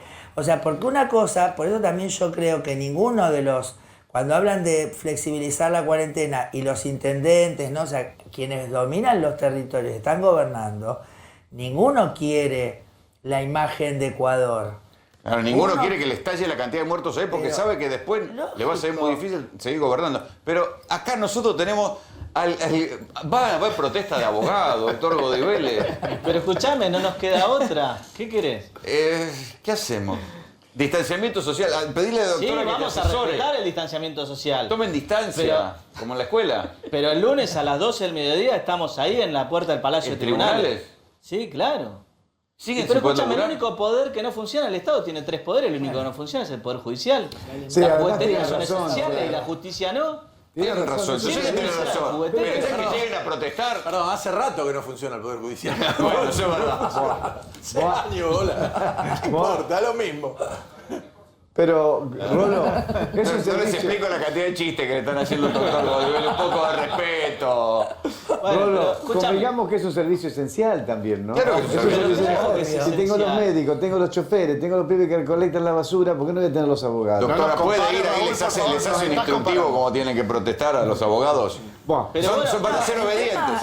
El tema es que el tema es real, que voy a esto, que si uno pisa el palito, la consecuencia es muy grande. Entonces, si los abogados quieren abrir, seguramente en algún momento el gobierno les dirá, bueno, la Corte Suprema dirá, bueno, abran. Ahora, cuando empiecen a caer los clientes y empiecen a caer los abogados, vemos los abogados que dicen. Hay un detalle. Nosotros estamos reclamando que se avance con el expediente judicial electrónico. Claro. ¿Por qué? Porque la infraestructura informática permite que así se haga. Por eso estamos protestando, porque en realidad, o sea, nosotros podemos hacer teletrabajo. Los abogados tienen autorizada la firma digital. Lo mismo jueces y funcionarios. No quieren laburar, viejo. Bueno, es que ese es el problema. Digo, nosotros podemos volver a laburar sin necesidad de estar entrando en contacto en la mayoría de los casos, ¿sí? Entonces, por eso es este reclamo. Te voy a decir más. La gente que se recibió de abogada este año todavía no va a poder ejercer porque no le entregan el título. Y es lo que ha pasado con todas las personas que se han profesionalizado y se han recibido. Claro, igual te digo, muchachos, hay algo de lógica. El doctor Godiveles y los abogados no pueden laburar. Hay mucha gente que no puede laburar, tiene que... Me llamó la atención la de la marcha contra la minería. Marcha contra la minería en el medio del coronavirus, marcha contra la minería. Y además no hubo distanciamiento social, varios terminaron presos. Usted es del Muñiz, usted, ¿no? Sí, señor. Bien. Debe tener una amplia experiencia en el tema 27 añitos. HIV-Sida. HIV-Sida debe tener una experiencia importante, ¿no? Bien. ¿Qué cree usted que con este virus va a pasar que como con el SIDA que encuentran manera de tratarlo con fármacos pero no aparece una vacuna? ¿O lo más probable es que aparezca una vacuna? Bueno, yo creo que lo ideal sería que aparezca una vacuna. Y bueno, hoy por hoy se está investigando, ¿no es cierto?, el uso, o sea, se están usando protocolos de medicaciones que están aprobadas para uso humano, pero para otras cuestiones. Y bueno, se está viendo qué pasa. Por ahora, inclusive hay mucho cruce de, por ejemplo, drogas que en Europa ya se descartaron y que Estados Unidos, que evidentemente tiene ¿cómo se llama?, la marca, bueno, la levanta de nuevo. ¿Que la hidroxicloroquina, por ejemplo? No, sí, también, pero... No, pero el francés la defiende. El antiviral. En Francia lo antiviral. Entonces, yo creo que obviamente nosotros, el tema de si existiera, como nos pasó con el oseltamivir, con la H1N1, esto no sería un problema. ¿Por qué? Porque le das a la persona el oseltamivir y a los 2 o 3 días ya no transmite y bueno, te ocuparás de aquel que evoluciona mal. Pero eso sería ir atrás de los casos. La vacuna sería la prevención. Ahora, por eso también... Pero si hubiera un tratamiento no habría tanta paranoia, porque se podría inactivar el contagio, se podría bajar el volumen de contagio. Por ejemplo, entonces yo creo que, vos fíjate, nosotros ya vivíamos, por lo que estábamos hablando, del número de muertes que hubo. En España el año pasado fueron 45.000 muertes por gripes y neumonías. Lo que pasa es que no se denuncian esos casos y entonces, bueno, también sabemos que por algún motivo no estuvo tan a la palestra lo que estaba pasando. Y recuerden que nosotros el lavado de manos, el toser abajo del codo... Viene de la época de la gripe A. Venía de antes. Claro. Y cuando nosotros vemos las notas de Oriente, que pasa siempre alguno con el tapaboca, es porque justamente en esos lugares ya se sabe que el que está con fiebre no va a trabajar o se pone un tapaboca. O sea, era lo que teníamos que hacer. Y acá nosotros hacíamos todo al revés. Todo al revés. Teníamos fiebre, teníamos gripe, nos tomábamos un paracetamol, un ibuprofeno y íbamos a laburar. Exacto. Pero además, vean cómo se viajó esta semana, porque todos venimos hablando de lo que está pasando en los barrios populares, pero empezó a haber como más temperatura y más circulación de gente en el transporte público.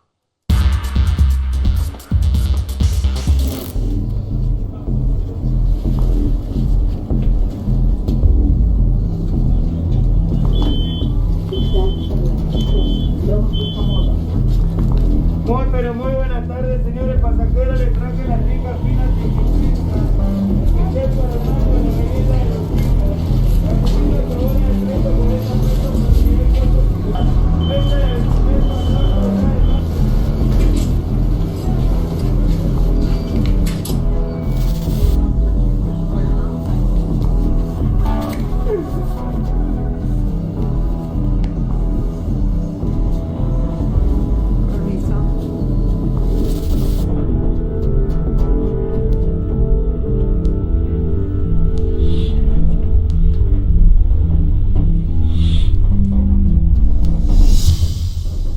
Todos estos videos fueron filmados por gente que está preocupada. O sea, que gente que dice, che, en todo el mundo dice que el transporte público terminó siendo uno de los principales focos de contagio. Y por eso se hizo la cuarentena acá y por eso se le aconsejó a la gente, traten de no tomar tren, traten de ir en auto, en bicicleta, en monopatina, a trabajar para evitar tomar trenes, subtes. Los colectivos viajan con menos gente, pero ahí hay gente, mucha gente, doctora.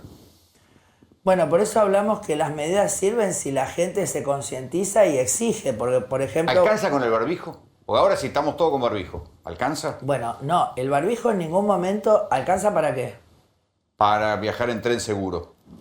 Lo que pasa es que nosotros les decíamos, el tapaboca Para lo que sirve es para evitar que cuando yo estoy infectado y toso o hablo fuerte, llegue más lejos, digamos, y quede acá o quede en este sector.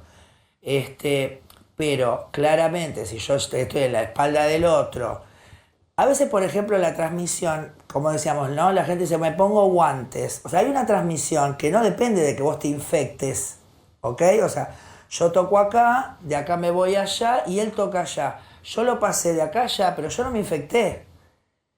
Esa es la transmisión, que es mucho más rápida que si dijera yo me tengo que infectar y recién en 4 o 5 días lo voy a transmitir. Entonces, eso es muy transmisible, que son las partículas que yo hablo fuerte, pum, cae el flush. Cae acá y se toca y ahí va. Entonces, eso el barbijo lo reduce. Se supone que queda en el barbijo. Exacto. A mí me contaron un caso que es realmente impactante, un chico de 20 años que no salió ningún día de la casa, el padre se iba a trabajar, la madre salía a hacer las compras, la madre no se contagió de coronavirus, el padre no se contagió y el chico lo único que hizo fue recibir un delivery. El chico está con coronavirus, estuvo internado, ahora está en la casa. Son esas anécdotas que le dan paranoia a uno. Pero digo, realmente no salió de la casa porque entre los adolescentes, en vez de haber una cosa reactiva de vamos a... Al contrario. Están bastante, se quedan adentro, están asustados. Y es raro, es uno de los sectores, en vez de ser reactivos, que siempre dice el adolescente, que está contestador, la mayoría están en la casa. Te voy a contar una cosa importante. Para estos números que nosotros tenemos de casos, no hay que volverse loco, porque esos números nunca no fueron reales, ni en China, ni en España, ni en Italia. Nadie tiene la capacidad para hacer frente a esa cantidad de gente de testeos, es imposible, ¿sí? No existe desde el punto de vista médico la capacidad para hacerlo. Ahora capaz con estos test nuevos, capaz que tenemos mejores resultados y vemos otro tipo de realidad. Por ejemplo, hoy me contaba una paciente mía, me dice que a una empleada de ella, chica joven de 30 años, fiebre de 3 días, tos, expectoración, va a una clínica, le hacen una placa radiográfica, le dicen que tiene neumonía, la mandan a la casa con antibióticos. En este contexto, ¿sí? Eso es un coronavirus hasta que se demuestre lo contrario. Hasta yo me doy cuenta. Bueno, es un coronavirus hasta que se demuestre lo contrario. Pero ¿qué pasa? A ver, ¿qué nos va a cambiar? ¿Qué le va a cambiar a ella saber si lo tiene o no? Nada. Nada, porque ella estaba clínicamente estable y saturaba bien. O sea, la oxigenación de sus pulmones era buena. Entonces, el tratamiento era... Pero ella contagiaba. Por eso, pero la mandaron a la casa aislada. No, pero la neumonía hubiese requerido, sí, vigilancia bajo control, porque esas neumonías son las que pueden disparar un cuadro de distrés y fallecer. Exactamente, y no pero porque sea en este caso, una chica joven, ¿viste? La mandaron a la casa con antibióticos y control. ¿Sí? Ahora, doctores, ambos. Todos piensan que el coronavirus es una enfermedad pulmonar, pero es una enfermedad circulatoria, en verdad. ¿Es un virus que afecta a la circulación? No, en algún momento el virus puede pasar a la sangre y lo que sucede, por eso, cuando un microorganismo entra en contacto con el cuerpo, a veces no hace enfermedad, a veces la enfermedad es leve, a veces la enfermedad es grave y a veces la enfermedad, la mayoría de las veces, depende de tu capacidad de respuesta. O sea, cómo bombardeás, cómo atacás vos. Pero la gripe siempre pega en los mismos lugares. Claro, pero por ejemplo, el H1N1, nosotros vimos estas neumonías en H1N1 y vimos, por ejemplo, muchas más mujeres embarazadas con neumonía que las que vemos en esta pandemia. Entonces, hay un momento que ese proceso de reacción, de interacción entre el virus y lo que me defiende, empieza a hacer que lo que me defiende me empieza a atacar en otros sectores. Y eso es lo que termina llevando a la muerte, por ejemplo, que se habla tromboembolismo, coagulación intravascular diseminada. Claro, justamente, esa es la causa fundamental de muerte que encontraron las autopsias, los temas de los tromboembolismos pulmonares. Eso es uno de los criterios de gravedad. Por eso utilizamos valores de laboratorios específicos, que no vienen al caso, para detectar la posibilidad de la trombosis. Claro. De hecho, nosotros... Claro, por eso están nosotros no me dialoguen ahí en la mesa, che. Me dialogan los alumnos. Nosotros en distintos estudios que tenemos, que por ejemplo nos bajaron uno del American College, nos dijeron, no se pueden hacer, nosotros lo que hacemos son tromboaspiraciones. Justamente en estos pacientes con tromboembolismo muy grave los tromboaspiramos. Pero ¿qué pasa? Las salas de hemodinamia no cuentan con todo el sistema de presión negativa y nosotros producimos mucha Mucho dispersión aerosol, del virus, claro. entonces no se pueden hacer. Solamente son tratamientos médicos con anticoagulantes. Una de las principales causas de muerte son los tromboembolismos pulmonares. Claro. Bueno. Muchachos, mientras seguimos esperando y detectando qué pasa con los casos, vamos a pasar a hacer negocios. A ver, vamos a hacer unos negocios. Dale. ¿Tenés un canuto en dólares? Tengo, sí, claro. Viejo pirata. Tengo como 5. Bueno, $5, bueno, no nos alcanza. ¿Nos compramos un auto? 5 canutos. Claro, está muy bueno el negocio del auto. ¿Nos compramos Lo otro un auto? es, ahora si viajás y tenés dólares, te conviene usar la tarjeta. No viajás, si no viajas más, no puedes viajar, no sueñes. Bueno, cuando viajes. No, eso no, olvídate. No, pero hay olvídate. gente comprando- ¿Vos tenía plata para viajar? Sí. Comprate un auto a mitad de precio, ¿o no, Margarián? Están muy baratos los autos, sí. Pero bueno, a ver, ¿Por qué están tan baratos? hay que ponerle contexto, Rolando. A ver, el país está yendo a pique, eso ya lo sabemos todos. En parte, perdón. Siempre tan optimista. No, pero yo me enojo, porque yo escucho la visión pura exclusivamente médica. Ahora, hay que esperar el segundo semestre a ver qué pasa. Opa. No, segundo semestre no, por favor. Yo lo que digo es- No, eso no, la luz al final del túnel. No, al revés. Es todo negro de acá adelante. Y lo que venga adelante puede ser mucho peor de lo que estamos viendo ahora. Entonces, se le está dando 99% de importancia a la salud, 1% a la economía. Y cuando la situación sanitaria se resuelva, se retira el agua y vamos a ver lo que nos deja. Y vas a dejar una situación tremenda. Bueno, pero volvamos a los autos. Habiendo A ver, dicho para el que eso- tiene un canuto en dólares es negocio comprar un auto porque los autos están más baratos que nunca. Sí, ahora. los otros están en 8.000, 9.000 dólares, o sea, récord histórico de precio bajo. A ver, pensá que en abril se patentaron más o menos 4.000 autos, cosa que no es nada. Abril del año pasado fueron aproximadamente 40.000. O sea, se está trabajando al 10% de capacidad. Producción de abril, cero. Cero autos. Cero. Cuarentena. Cerrada las Culpa del automotrices. doctor. No, igual hoy me contaron que hay una empresa que te lleva el auto a domicilio, una concesionaria de una empresa. Todavía podés de comprar. la marca Del Monio, que vos podés comprar, ¿sí? Y haces todos los trámites por Sí, por sí, internet. a ver, y te Pero lleva el ahora auto a tu casa. abrieron las concesionarias y Sí, se vuelven a fabricar se los pueden autos. hacer los trámites, pero ¿qué pero no son pasa? Hay oficiales. muchos autos fabricados que los tienen que vender porque Bueno, si no, es que, a ver, no te las- explico dónde se los meten. ¿Cómo funciona la economía en cualquier país normal del planeta? Cuando la economía está deprimida, digamos, los ingresos de la población caen, la economía entra en recesión, los precios caen para que Bajan las los cosas... precios. Claro, para que Y las cosas tienen sean que un poco- vender. Exactamente, o sea, vos hoy como decís, tenés un stock acumulado, o sea, las fábricas no dejaron de producir, o sea, hasta abril no estaban dejando de producir. Ahora vos tenés un stock de autos que te los tenés que sacar encima de alguna forma, y aparte, digamos, a las empresas también les sirve la circulación, o sea, que rote la mercadería. Eso te explica un poco... ¿Bajaron los precios de los autos o están estables? ¿Están al mismo precio que estaban en enero? No, viene bajando. ¿Bajaron? En dólares viene bajando. No, pero no, bueno, en dólares no, en pesos. 3% más que En en pesos no, enero. Lo que subieron. pasa es que el En dólar pesos subió subieron un montón. poquito, pero subieron menos que... 3%. 3%. Subieron desde enero acá Pero y en bajaron dólares. para el que tiene un canuto en Claro. dólares le conviene ir a O sea, comprar. el aumento de precios en pesos fue menor de la devaluación. Y eso que históricamente los autos en la Argentina, como es una industria subsidiada que tiene mucho impuesto, comparado con un auto, no sé, un auto en Chile, en Brasil no, también eran igualmente caros. En otros países del mundo los autos eran más baratos. Cada vez que uno iba y veía el precio de un auto afuera, decía, che, pero ¿cómo puede ser que un auto esté tan barato? En Argentina me cuesta un 30% más en dólares, medido en dólares. Ahora, si uno lo mide en dólares, los precios están casi a valores internacionales. Está más o menos $9.000, están algunos autos más o menos promedio, pero sí, o sea, están en récord históricos de bajo. O sea, Y te digo más, si uno va a la concesionaria y dice... Si le pones "Yo el te lo efectivo compro", encima- No, le decís, antes de pagártelo, dame cuotas. También existe. Vas sacando el canuto en dólares, lo vendés en la cueva, lo pasás a pesos y vas pagando las cuotas en dólares. Estamos todos de acuerdo que esto es ilegal, Saltá ¿no? el canuto, ¿Qué cosa? comprate un auto. Lo que están diciendo, estamos de acuerdo que es ilegal, ¿no? Lo que están diciendo. No, no es ¿Qué ilegal. cosa? Yo no hablo de medicina, vos no hablas de Estoy escuchando esas cuestiones, pues. En igual Argentina, los dólar precios- blue, ilegal. Hoy me llegó también. la cotización en los diarios. Perdón.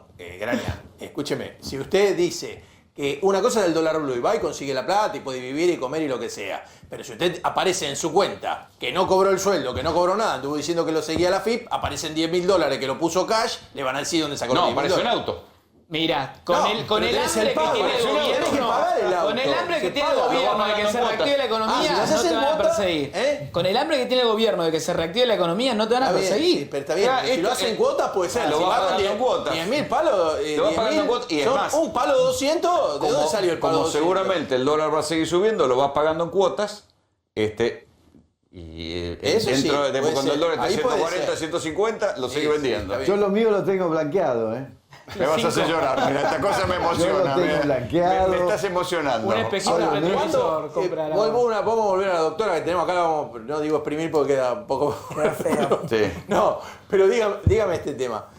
Acá está hablando el señor que está preocupado por la economía, yo también estoy preocupado, lo que hay que explicarle en algún sentido es Explíqueme. que Bolsonaro, que está a favor de la actividad y que no quiere las cuarentenas, tiene cerrado Río de Janeiro y tiene cerrado San Pablo por gente de su propio partido que dice no se puede ir porque están muriendo gente como pajaritos. Claro. Y ahora cerraron Piñeira, acabo de cerrar Abrió y tuvo que volver a cerrar. pudo volver a cerrar. Es decir, que en los lugares donde querían trabajar, tampoco pueden trabajar porque se ve que después cierran. No, Entonces, señor. mi pregunta es, ¿cuándo ve usted que se puede encontrar algún protocolo o algo para que la actividad no sea peligrosa o no multiplique las muertes? Que si de eso se gana el premio Nobel. Bueno, pero ya que está, que especule un Por poco. ahí. En lo de te Graña. hacemos una timba y, Así, y en lo de acertás. Graña van a decir. Un hecho importante es que ya la vacuna está en Esperá, fase déjale 2. contestar, sí. No, está bien, está bien. Sí, ¿qué decías?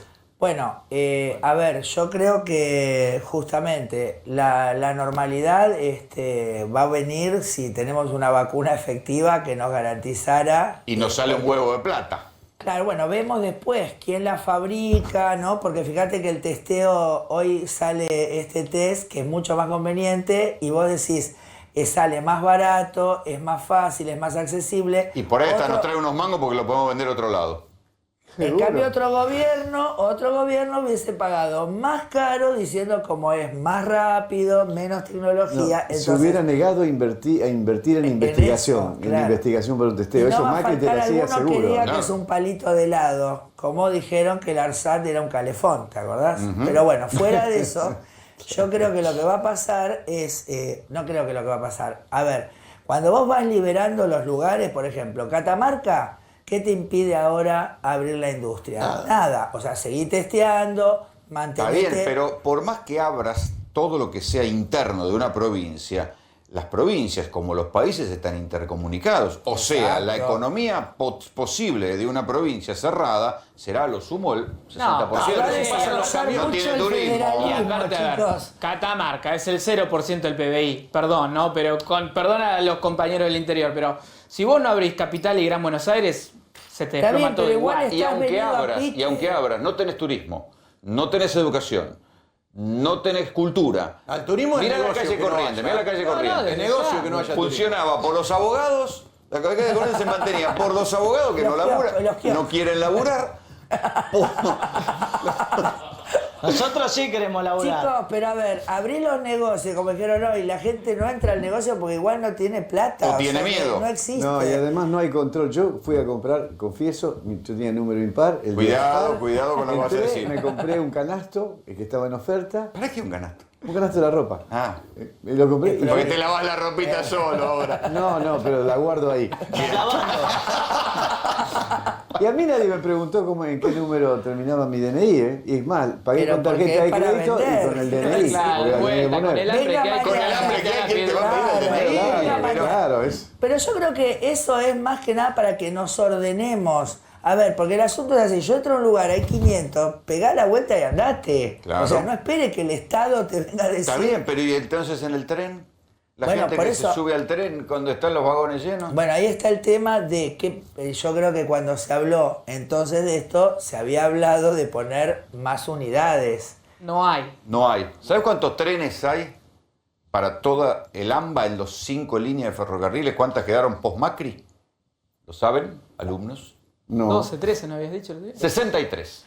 Hay Vagones. 63 trenes. Formación. Sí, te va, pero- 63. Hay más o menos, algunas tienen 8, algunas tienen 12. 63 trenes para todo el AMBA que mueven millones y millones de personas. Claro, no hay manera, que con 63 trenes no vayan saturados. no hay manera. Hoy Sergio Sacia, de la Unión Ferroviaria, empezó a advertir diciendo, Cuidado que se están llenando los trenes. Y los videos lo muestran. Exacto. Y lo ves, claro. Hay algunos recursos que no están utilizados. Los transportes escolares. Exacto. Que como no hay escuela, están ociosos y están protestando. Están furiosos, pobre gente. Habría porque que además, pobre, les hicieron poner acrílicos, que los iban a usar, nunca los usaron. Nunca los usaron. Ahora con suerte los van a contratar para ir para llevar personas a las empresas. ¿El taxi es, digamos, el Uber y todas esas cosas, es algo peligroso o, digamos, si tiene...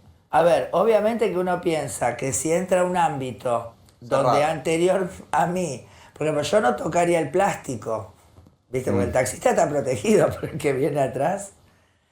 Y ahí viene el asunto del alcohol en gel y el lavado de manos. O sea, porque el virus, esto decimos, cae y después ya no queda, no se transmite por aire, se transmite por las gotitas se depositan. No vale el guante, pero sí vale, me subo, toco antes de tocar. Por eso también el cubreboca te sirve para no tocarte, o sea, si te tocas, no te tocas directamente. Y entonces el tema de me bajo del taxi, me paso alcohol en gel. Hay que acostumbrarse, va a haber que acostumbrarse a eso. Exacto. Qué cosa, ¿no? Vino para quedarse, ¿eh? Pero vamos a ir por el mundo, a ver si podemos encontrar. Recién el Carcerolini hablaba de Bolsonaro. Y también hablábamos de lo que pasó con Bolsonaro, Jair Bolsonaro, el presidente de Brasil, el hombre que anteayer dijo que la Argentina iba camino al socialismo. Una cosa medio extraña, ¿no? Estos análisis políticos. Le preguntaron por el COVID y dijo, va camino al socialismo. Claro, pero le preguntaron por qué hay tantos casos en Brasil comparado con Argentina. La comparación es por la cantidad de que la Argentina tiene alrededor de, creo que son 7, 8 casos cada millón de habitantes. Brasil está arriba de los 30 casos por millón de habitantes. Es la medida que se utiliza en los países. ¿Qué hizo Jair Bolsonaro? Dijo que bueno, que no era comparable porque Argentina estaba yendo camino al socialismo. 70 casos tiene Brasil. Esperá el segundo semestre. 70 cada millón tiene 14.000 muertos. Está llegando a 15.000 hoy. Hace un rato estaban 28, hace una semana estaban 28, hasta el 70. Está llegando a 15.000 casos, tiene 200 millones de habitantes. A todo esto, Bolsonaro echó por segunda vez, fíjense, por peleas personales, echó a su segundo ministro de Salud. Al primero lo echó porque tenía envidia, el ministro Mandetta tenía más popularidad que él, entonces lo echó. Al segundo, como no quiso recomendar la hidroxicloroquina como método de diagnóstico, lo empezaron a fustigar en las redes diciendo que era comunista, los partidarios de Bolsonaro. Tiene una empresa, además. Era empresario y evangelista. Y dijeron que era comunista. Lo echaron a la mierda. Y entonces, ¿qué pasó? No contento con esto, Bolsonaro habilitó por decreto los gimnasios y los salones de belleza. Y el ministro de Salud se terminó enterando, por casualidad, en una conferencia de prensa. Bolsonaro. Nossa vida tem que continuar. Os empregos devem ser mantidos. O sustento das famílias deve ser preservado. Devemos, sim, voltar à normalidade. Algumas poucas autoridades, estaduais e municipais, devem abandonar o conceito de terra arrasada. Ah, pega pra caralho, que querido, cara. Disfrutando del agua como un día normal de vacaciones o un fin de semana casi de relajo. Así decidió pasar su domingo el presidente brasileño Jair Bolsonaro. Poco le importó que el país se encuentra bajo un luto nacional por las más de 10.700 personas que han perdido la vida en medio de la pandemia. No meu caso particular, pelo meu histórico de atleta, caso fosse contaminado pelo vírus, não precisaria me preocupar. Nada sentiria ou seria, quando muito, acometido de uma gripezinha ou resfriadinho. O vírus chegou, está sendo enfrentado por nós e brevemente passará.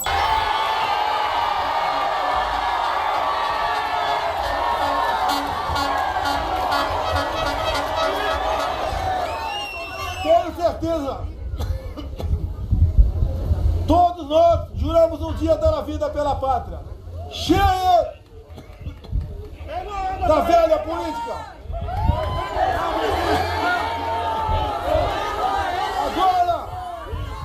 Agora é Brasil.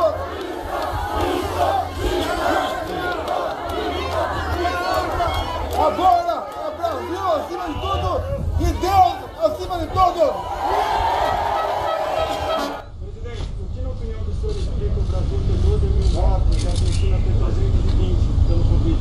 É só você fazer a conta por 1 milhão de habitantes. Né? E talvez, vamos falar da Suécia. A Suécia não fechou. Pronto, a Suécia não fechou. Entrou para a ideologia. Você pegou um país que está caminhando para o socialismo, que é a Argentina. Bueno, tiene la comparación con Argentina, él se pone del lado de Suecia. Ustedes recuerden que el presidente Alberto Fernández hizo la comparación entre la manera en que manejó la pandemia Noruega y cómo la manejó Suecia, que Suecia tiene un número mayor de muertos por millón de habitantes y que esto provocaría muchas mayores muertes en la Argentina. Por eso Bolsonaro se alinea con Suecia y no con la Argentina, que de paso dijo que iba camino al socialismo. Nos estamos enterando, doctor Aragón, que estamos camino al socialismo. Lo quiero ver con uniforme chavista. En cualquier momento lo veo. No? Le veo cara de ¿Seguro comandante chavista. ¿Van a necesitar encuestas? Seguro. Igual, exacto. Perdón, Rolando, pero el ministro de Desarrollo Social dijo que tiene 8 millones de argentinos comiendo comida que le pasa al gobierno y ellos mismos esperan un crecimiento de la pobreza del 10 puntos hacia fin de año. Así que no es socialismo, pero estamos ahí. El 20% de la población comiendo lo que le da el gobierno, estás ahí, estás jugando con fuego. Bueno, está bien, pero ¿y Trump entonces qué? ¿Va camino al socialismo? Que le está pagando un cheque de $1.200 a cuántos millones de personas. 33 millones de personas se cayeron, fueron a pedir el... Sí, también es incomparable. Es el mismo método. Cuando no les gusta es incomparable. Es increíble. ¿Estás diciendo que Estados Unidos va a ser socialista? No, Argentina tampoco. A ver, vamos a ver si desarman toda esta ayuda. Imprime más que la Argentina, Estados Unidos, quédate claro que sí. Yo lo que te digo, lo que pasa es que ellos no tienen que responderle a nadie. Ellos hacen medidas temporarias. Yo lo que planteo. Perdóneme, vamos a ver si esto que lo el señor Nixon rompió el patrón oro y dijo, muchacho, imprimimos y se acabó y no le damos explicación. Viste que hay 50 años atrás para encontrar alguna evidencia. 50 años. Bien. Bueno, pero en cualquier caso, hay, para que vean que no es una cuestión de derechas o izquierdas, López Obrador fue otro de los que subestimó lo que provocaba el coronavirus y vean cómo fue cambiando de criterio. Es bastante divertido. Serenos, tranquilos, tenemos capacidad para enfrentar esta situación. Lo del coronavirus, eso de que no se puede uno abrazar, hay que abrazarse. No pasa nada. Detente, enemigo, que el corazón de Jesús está conmigo. Y no dejen de salir, todavía estamos en la primera fase. De acuerdo a nuestros técnicos, especialistas, científicos, el 19 de abril vamos a poder salir de la gravedad. O sea que nos vino esto como anillo al dedo para afianzar el propósito de la transformación. México es, después de la India, el país con menos infectados por coronavirus. No es posible que afecte tanto una pandemia en lo económico, en lo social. Vamos bien, porque se ha podido domar la epidemia.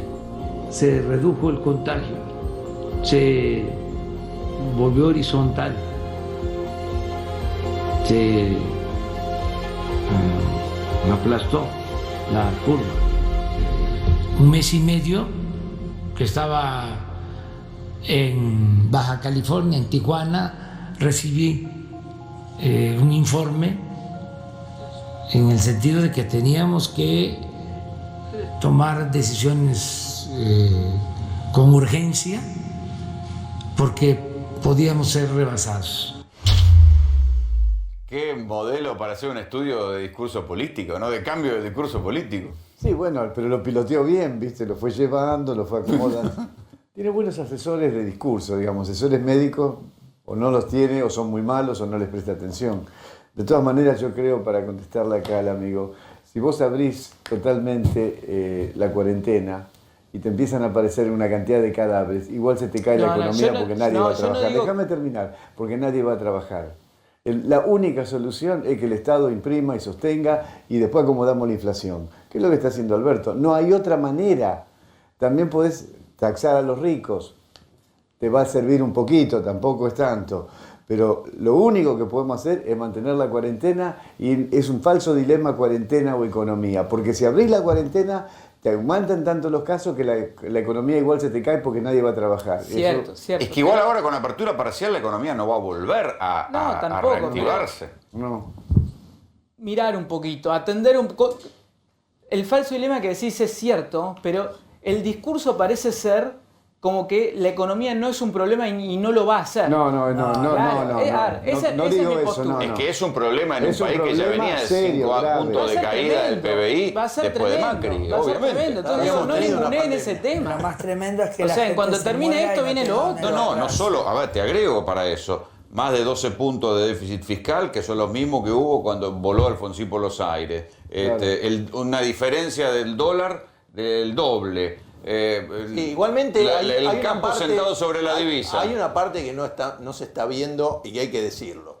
Este año se debían, yo no me acuerdo bien exacto, a comienzo de año se hablaba de que la Argentina iba a negociar rápidamente la deuda porque se estaban debiendo 30.000 millones de dólares que había que pagar este año, que no se podían pagar. De los 30.000 millones de dólares, 15.000 millones eran en moneda dura, en moneda americana verde. Los otros 15.000 palos eran en pesos, pero eran letras en pesos, eran bonos en pesos que tenían vencimiento este año. Mucho de eso fue reciclado, reformateado y pasado a bonos. Lo hicieron canjeado. De una manera, con un canje al dólar oficial, que finalmente terminaron entrando un montón de gente, y el AF20, eran canje de bonos por 300.000 millones de pesos, y terminaron entrando los grupos, los bancos, terminaron entrando las aseguradoras. Ahí se ahorró bastante guita y el tema de pesos está bastante resuelto. Las cuentas no cierran en ningún Las cuentas caso. no cierran, pero usted tiene que pensar algo. Lo único que no cerraron estos muchachos fue el tema del campo. Nunca se cerró. Y no tiene, lo último es que la Argentina todos los años pierde en el intercambio comercial entre lo que sale por turismo y lo que entra 10.000 millones de dólares que este año no se van a pagar. porque no hay turismo. Y deuda no se va a pagar. Doctor Rodel, ¿me explica cómo es el escándalo que los van a expulsar a los abogados del Colegio de Abogados? Primero que nada, déjame que me solidarice con nuestros colegas, con Jesse, Sí, con que Feynman, porque tuvo la verdad recién que un fue escándalo. Tremendo. Porque El justamente tema es el por esto, siguiente. se armó un escándalo recién en el programa de Claro. Eduardo Feynman entre el titular del Colegio de Abogados, ex titular. No, él es Rizzo, en realidad, él es el jefe del colegio. y siempre. nuestro colega Gabriel Yesi, que lo terminó medio... Explíquelo porque no entendemos nada. de lo que Es nos ex titular y candidato a Bueno, presidente. pero no entendí por qué se estaban peleando. Bueno, el tema es el siguiente. Salió publicado en el boletín oficial que el Colegio de Abogados suspendió a miles de matriculados por falta de pago. 20.000. ¿Sí? 20.000 dijeron. Sí, no sé si el número es preciso, pero son miles. Son 40 fojas de uno pegadito al otro. ¿Falta de pago ¿sí? de qué? De la matrícula. ¿Sí? ¿Qué es lo que sucede? La ley dice que el colegio puede suspender cuando deben 3 matrículas. Pero que si te suspenden de la matrícula, ¿no podés laburar? Claro. Exacto. Te priva de tu derecho a trabajar. En este momento. En este momento que contraposición tampoco con hay todos laburo. los decretos que sacó Alberto, ¿sí? Claro. Prorrogando todos los vencimientos. Pero te digo más, el vencimiento de la matrícula opera cuando el consejo directivo lo dispone. Entonces, no era algo automático que lo hicieron, que sucedió. No, ellos dispusieron que venza la matrícula el 30 de abril.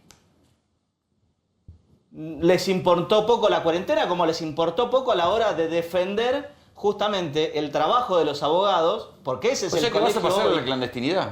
Van a pasar 20.000 abogados a la clandestinidad. Y encima van a ir a la protesta.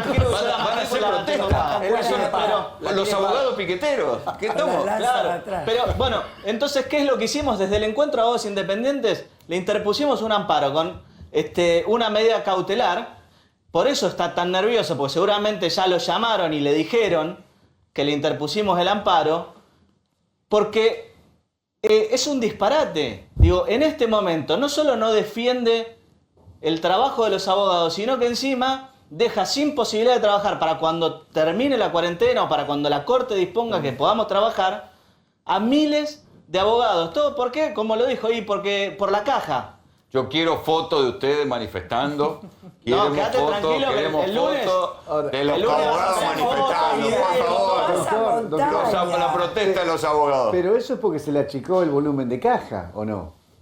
Hace 10 años que el Colegio de Abogados tiene superávit. O sea que problema de caja no tiene. De hecho, debería estar subsidiando a los colegas como han hecho en otros colegios, o por lo menos haciendo que no venza la matrícula de este año, como hicieron otros colegios del interior. Y la Corte Suprema tiene un Sí, pero no quiere laburar. Muchachos, nos vamos. Doctora, muchas gracias por venir. Esto fue GPS.